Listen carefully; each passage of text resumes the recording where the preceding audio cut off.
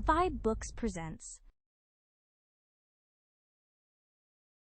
Anne of Green Gables, Chapter 32. Chapter 32. The Pass List is Out. With the end of June came the close of the term and the close of Miss Stacy's rule in Avonlea School. Anne and Diana walked home that evening, feeling very sober indeed. Red eyes and damp handkerchiefs bore convincing testimony to the fact that Miss Stacy's farewell words must have been quite as touching as Mr. Phillips's had been under similar circumstances 3 years before. Diana looked back at the schoolhouse from the foot of the spruce hill and sighed deeply. "It does seem as if it was the end of everything, doesn't it?" she said dismally. "You oughtn't to feel half as badly as I do," said Anne, hunting vainly for a dry spot on her handkerchief. "You'll be back again next winter, but I suppose I've left the dear old school forever, if I have good luck, that is. It won't be a bit the same. Miss Stacy won't be there, nor you, nor Jane, nor Ruby, probably. I shall have to sit all alone, for I couldn't bear to have another deskmate after you. Oh, we have had jolly times, haven't we, Anne? It's dreadful to think they're all over." 2 big tears rolled down by Diana's nose. "If you would stop crying, I could," said Anne imploringly. "Just as soon as I put away my hanky, I see you brimming up, and that starts me off again. As Mrs. Lynde says, if you can't be as cheerful as you can. After all, I dare say I'll be back next year. This is one of the times I know I'm not going to pass. They're getting alarmingly frequent. Why, you came out splendidly in the exams Miss Stacy gave." "Yes, but those exams didn't make me nervous. When I think of the real thing, you can't imagine what a horrid, cold, fluttery feeling comes round my heart.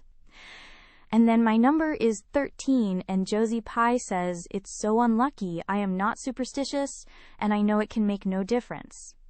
But still I wish it wasn't 13.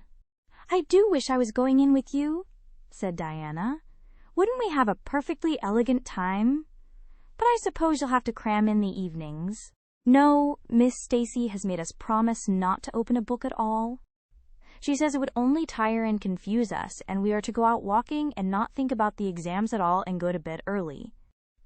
It's good advice, but I expect it will be hard to follow. Good advice is apt to be, I think. Prissy Andrews told me that she sat up half the night every night of her entrance week and crammed for dear life, and I had determined to sit up at least as long as she did. It was so kind of your Aunt Josephine to ask me to stay at Beechwood while I'm in town.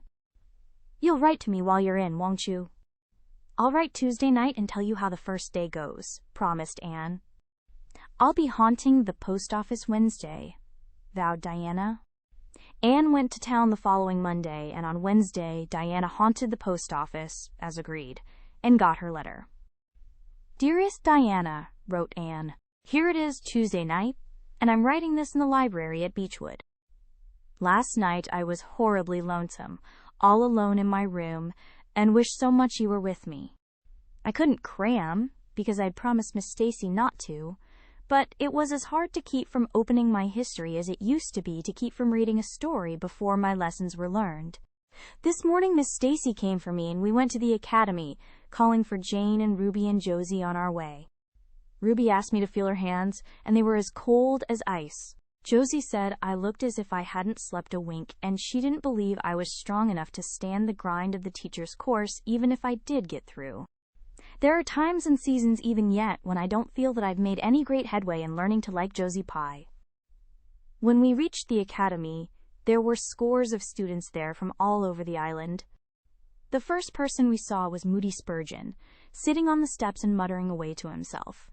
Jane asked him what on earth he was doing, and he said he was repeating the multiplication table over and over to steady his nerves and, for pity's sake, not to interrupt him, because if he stopped for a moment he got frightened and forgot everything he ever knew. But the multiplication table kept all his facts firmly in their proper place. When we were assigned to our rooms, Miss Stacy had to leave us. Jane and I sat together, and Jane was so composed that I envied her. No need of the multiplication table for good, steady, sensible Jane. I wondered if I looked as I felt, and if they could hear my heart thumping clear across the room. Then a man came in and began distributing the English examination sheets. My hands grew cold then, and my head fairly whirled around as I picked it up. Just one awful moment. Diana, I felt exactly as I did 4 years ago when I asked Marilla if I might stay at Green Gables. And then everything cleared up in my mind, and my heart began beating again. I forgot to say that it had stopped altogether, for I knew I could do something with that paper anyhow.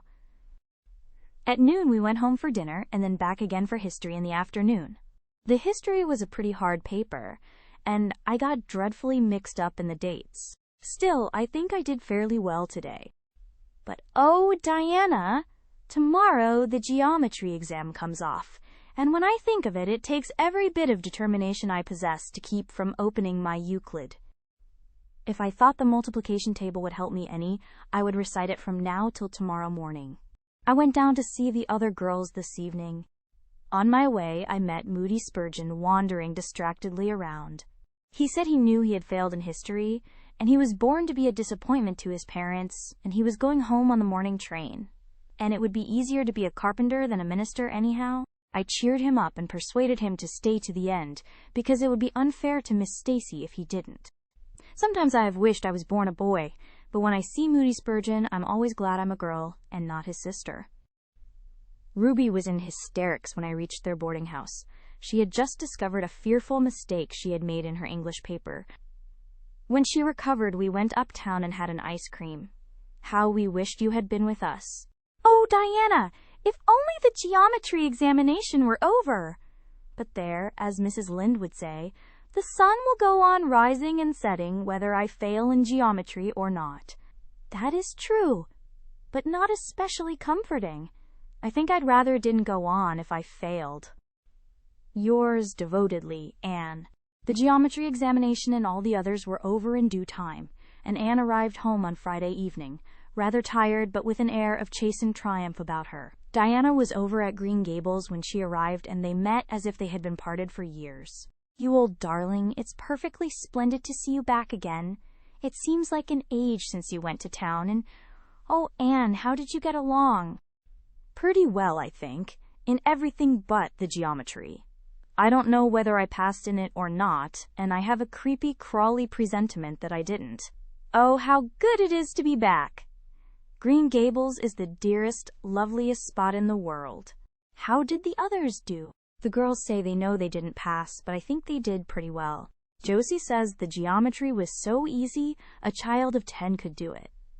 Moody Spurgeon still thinks he failed in history, and Charlie says he failed in algebra. But we don't really know anything about it, and won't until the pass list is out. That won't be for a fortnight. Fancy living a fortnight in such suspense. I wish I could go to sleep and never wake up until it is over. Diana knew it would be useless to ask how Gilbert Blythe had fared, so she merely said, "Oh, you'll pass all right, don't worry." "I'd rather not pass at all than not come out pretty well up on the list," flashed Anne, by which she meant, and Diana knew she meant, that success would be incomplete and bitter if she did not come out ahead of Gilbert Blythe. With this end in view, Anne had strained every nerve during the examinations. So had Gilbert. They had met and passed each other on the street a dozen times without any sign of recognition, and every time Anne had held her head a little higher and wished a little more earnestly that she had made friends with Gilbert when he asked her, and vowed a little more determinedly to surpass him in the examination. She knew that all Avonlea Jr. was wondering which would come out first. She even knew that Jimmy Glover and Ned Wright had a bet on the question, and that Josie Pye had said there was no doubt in the world that Gilbert would be first, and she felt that her humiliation would be unbearable if she failed. But she had another and nobler motive for wishing to do well. She wanted to pass high for the sake of Matthew and Marilla, especially Matthew. Matthew had declared to her his conviction that she would beat the whole island. That, Anne felt, was something it would be foolish to hope for even in the wildest dreams. But she did hope fervently that she would be among the first 10 at least, so that she might see Matthew's kindly brown eyes gleam with pride in her achievement. That, she felt, would be a sweet reward indeed for all her hard work and patient grubbing among unimaginative equations and conjugations. at the end of the fortnight, Anne took to haunting the post office also, in the distracted company of Jane, Ruby, and Josie, opening the Charlottetown dailies with shaking hands and cold, sink-away feelings as bad as any experienced during the entrance week. Charlie and Gilbert were not above doing this too, but Moody Spurgeon stayed resolutely away. "I haven't got the grit to go there and look at a paper in cold blood," he told Anne. "I'm just going to wait until somebody comes and tells me suddenly whether I've passed or not." When 3 weeks had gone by without the pass list appearing, Anne began to feel that she really couldn't stand the strain much longer. Her appetite failed and her interest in Avonlea doings languished. Mrs. Lynde wanted to know what else you could expect with a Tory superintendent of education at the head of affairs, and Matthew, noting Anne's paleness and indifference and the lagging steps that bore her home from the post office every afternoon, began seriously to wonder if he hadn't better vote grit at the next election. But one evening the news came. Anne was sitting at her open window, for the time forgetful of the woes of examinations and the cares of the world, as she drank in the beauty of the summer dusk, sweet-scented with flower breaths from the garden below and sibilant and rustling from the stir of poplars. The eastern sky above the firs was flushed faintly pink from the reflection of the west, and Anne was wondering dreamily if the spirit of color looked like that, when she saw Diana come flying down through the firs, over the log bridge and up the slope with a fluttering newspaper in her hand. Anne sprang to her feet, knowing at once what that paper contained. The pass list was out! Her head whirled and her heart beat until it hurt her.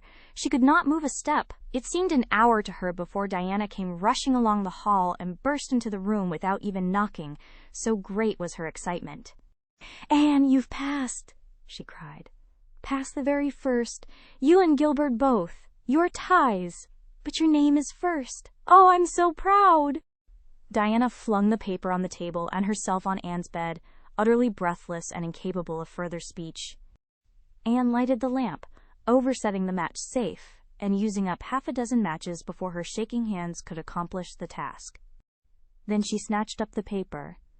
Yes, she had passed. There was her name at the very top of a list of 200. That moment was worth living for. "You did just splendidly, Anne," puffed Diana, recovering sufficiently to sit up and speak, for Anne, starry-eyed and rapt, had not uttered a word. "Father brought the paper home from Bright River not 10 minutes ago. It came out on the afternoon train, you know, and won't be here till tomorrow by mail, and when I saw the pass list, I just rushed over like a wild thing. You've all passed, every one of you, Moody Spurgeon and all, although he's conditioned in history. Jane and Ruby did pretty well. They're halfway up, and so did Charlie. Josie just scraped through, with 3 marks to spare. But you'll see she'll put on as many airs as if she'd led. Won't Miss Stacy be delighted? Oh, Anne, what does it feel like to see your name at the head of a pass list like that? If it were me, I know I'd go crazy with joy. I am pretty near crazy as it is, but you're as calm and cool as a spring evening." "I'm just dazzled inside," said Anne. "I want to say 100 things, and I can't find words to say them in. I never dreamed of this. Yes, I did too, just once. I let myself think once. What if I should come out first? Quakingly, you know, for it seemed so vain and presumptuous to think I could lead the island. Excuse me a minute, Diana. I must run right out to the field to tell Matthew. Then we'll go up the road and tell the good news to the others." They hurried to the hayfield below the barn where Matthew was coiling hay, and, as luck would have it, Mrs. Lynde was talking to Marilla at the lane fence. "Oh, Matthew," exclaimed Anne, "I've passed and I'm first, or one of the first. I'm not vain, but I'm thankful." "Well now, I always said it," said Matthew, gazing at the pass list delightedly. "I knew you could beat them all easy." "You've done pretty well, I must say, Anne," said Marilla, trying to hide her extreme pride in Anne from Mrs. Rachel's critical eye. But that good soul said heartily, "I just guess she has done well, and far be it from me to be backward in saying it. You're a credit to your friends, Anne, that's what, and we're all proud of you." That night, Anne, who had wound up the delightful evening with a serious little talk with Mrs. Allan at the manse, knelt sweetly by her open window in a great sheen of moonshine, and murmured a prayer of gratitude and aspiration that came straight from her heart. There was in it thankfulness for the past and reverent petition for the future. And when she slept on her white pillow, her dreams were as fair and bright and beautiful as maidenhood might desire. Thank you for tuning in to vibeBooks. We hope you enjoyed this journey. Please consider liking, commenting, and subscribing to our channel. Check out our playlist or explore vibeBooks for more classic stories. Until next time, happy listening.